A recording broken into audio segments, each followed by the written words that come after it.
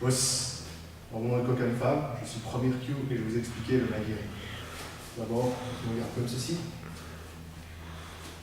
Et le maguire, c'est ça.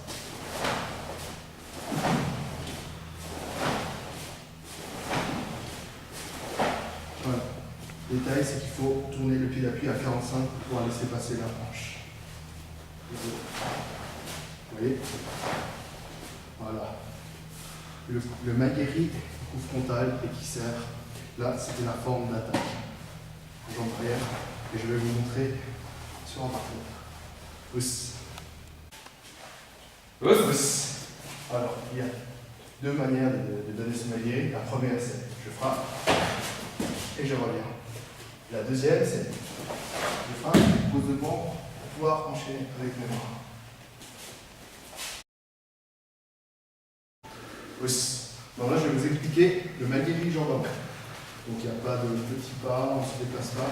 Le départ se fait directement comme ceci.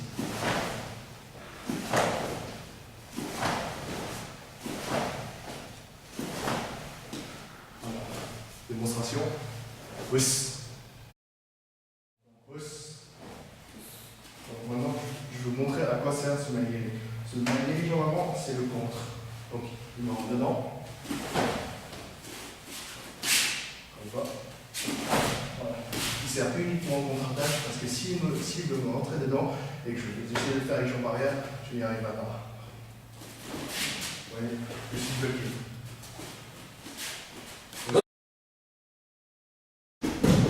Os. Maintenant, je vais vous expliquer le maguire longue portée. Pourquoi longue portée? Parce que cette fois-ci, on va faire un pas, on va glisser avant de frapper.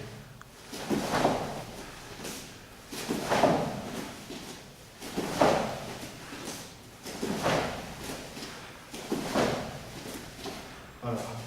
Démonstration. Pousse. Pousse. Alors, le maguire longue portée, comme son nom l'indique, et pour aller, il permet d'aller chercher l'eau plus loin. Regardez.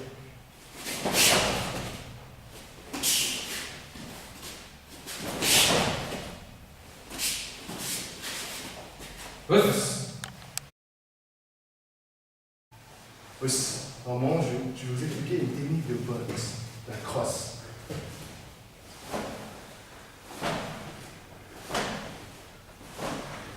Voilà.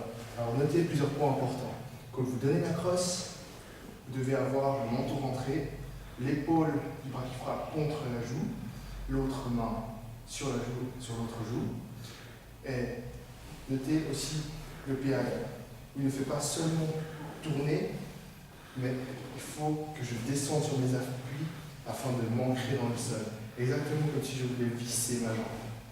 Et c'est ce qui va donner de la puissance à votre crosse. Et autre détail important, il ne faut pas ouvrir le coude parce que nous perdons toute la puissance en ouvrant le coude parce qu'on n'est plus dans l'axe de l'épaule.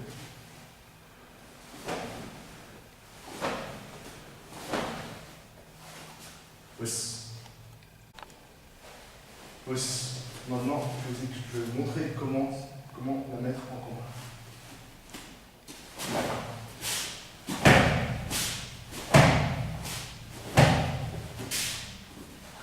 Pousse.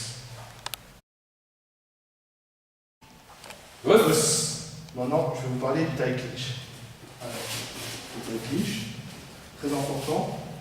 Première chose, il faut passer un bras après l'autre, comme ceci. Ensuite, le deuxième vient comme cela. Vous voyez, je prends l'arrière de la tête. Et je garde la tête très proche de moi. Pourquoi? Pour éviter les coups de tête. Ensuite, autre détail important, regardez mes jambes. Elles ne sont pas parallèles, car comme ça, je pourrais me faucher facilement et je me retrouverai à terre. Donc, il est nécessaire d'avoir les pieds comme quand vous êtes en garde. Et de serrer avec vos avant-bras comme un étau, pour éviter qu'ils s'échappent. Pousse.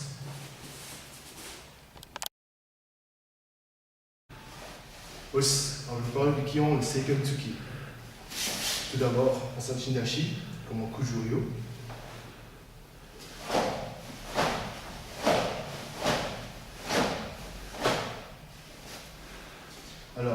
vous avez pu le constater, l'utilité est en bas. Pourquoi? Parce que comme au karaté traditionnel, le bras, en étant en bas, il permet aux muscles d'être décontractés. Ce qui fait que le coup part beaucoup plus vite que si l'utilité est comme au kyokushin, donc tout en haut, avec le muscle déjà contracté.